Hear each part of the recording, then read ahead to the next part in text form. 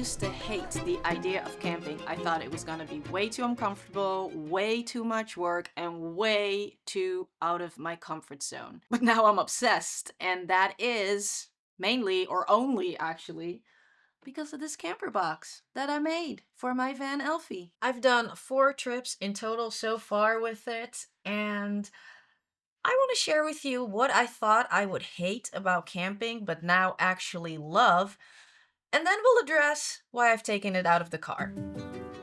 I'm a total noob when it comes to camping. 165, it's boiling here, so... 4 trips, 3 state parks because I went to the same state park twice in my home state, and that's it.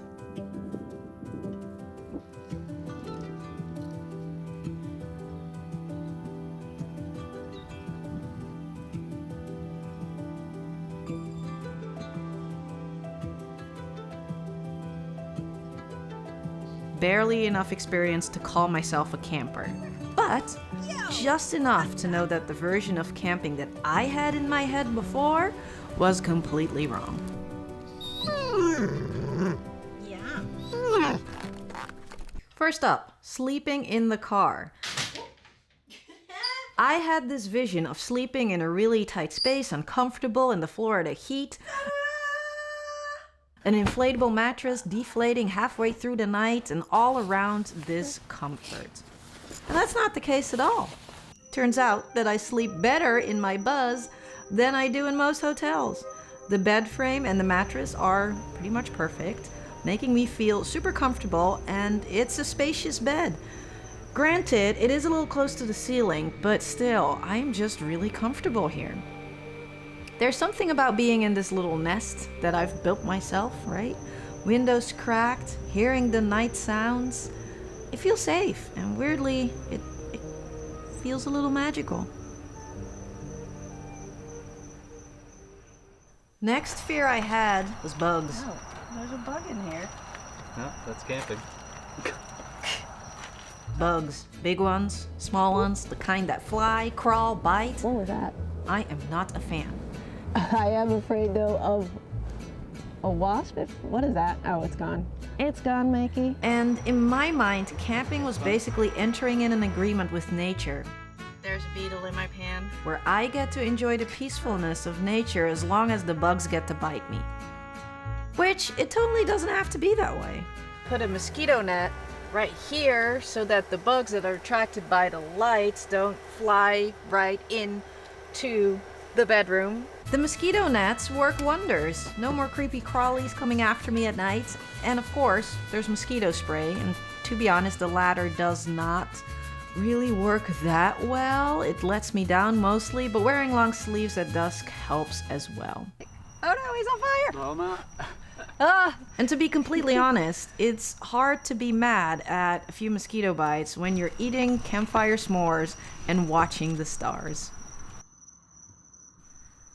Speaking of food, cooking outside was another thing that I thought I would hate. No fridge, no sink, no countertops. I imagined endless meals of just granola bars and culinary sadness. Again, I was wrong. You can absolutely bring a fridge, and I have a comfortable countertop to cook on. I don't have to make concessions at all when I cook with my slide-out kitchen.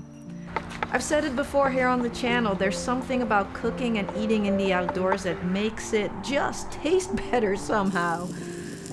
Even if I just reheat the food that I prepped at home because I felt lazy, still it makes for a really nice experience. I made dinner already at home. I'm just warming this up a little bit.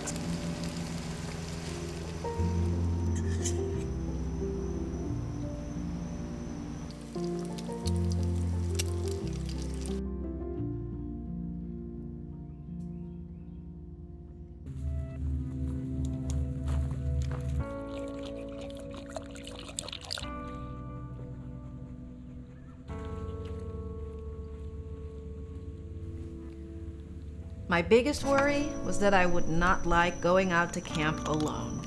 Going out there without the safety net of company. I was afraid of starting to feel lonely.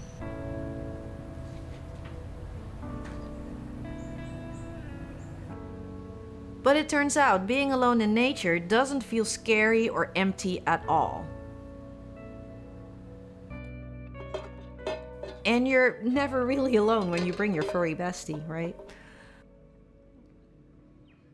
But being on my own, camping feels expansive. There's a space to breathe, to listen, try to hear my gut, and to remember that I'm a whole person even when no one else is around me. And then there is, of course, the issue of being alone as a female camping. It could be a little sketchy. Some people around you may be a little weird. And that's why I pack safety precautions. Always have 2 chairs outside so that it does look like I'm not alone at least. And I'll do a video on the safety essentials here on the channel soon.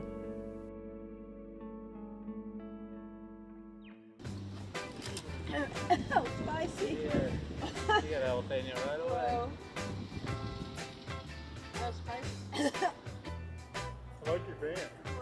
Thank you. The more I go camping, I realize that camping doesn't have to be done a certain way. The level of discomfort that you want to tolerate, you choose it yourself. And clearly, I'm a bit of a creature of comfort, and how I decided to go camping just really suits me. I'm not out there trying to conquer nature.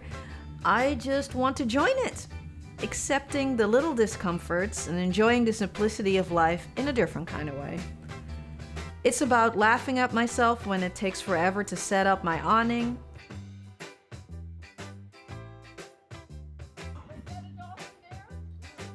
It's about making a great cup of coffee and watching the dolphins go by.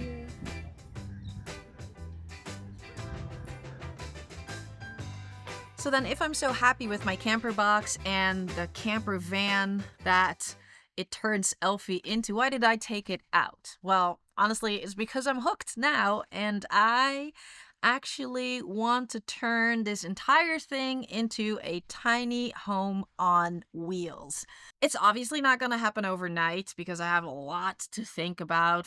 In the first place, I don't even know how to take these seats out. That second row, there's some electrics underneath here that I think is airbags. I do want to actually do a van conversion, and I'm very excited to do so. But like I said, that's gonna take a long time. So then in the meantime, I'm just going to continue to go on mini adventures while I design the whole interior that I want. And I'll just use the camper box that I have now so that I can still go out and camp. It does feel a little, well, let's say a lot scary to start something so huge as an actual van conversion without any experience. But we can do hard things, right? And you know what? It actually just feels really, really exciting. Thank you so much for hanging out with me today. If you're still here at this point in the video, then you are definitely my people. Thank you so much for your continued support. Stay safe out there. Pet a furry friend if you have one, and we'll chat soon.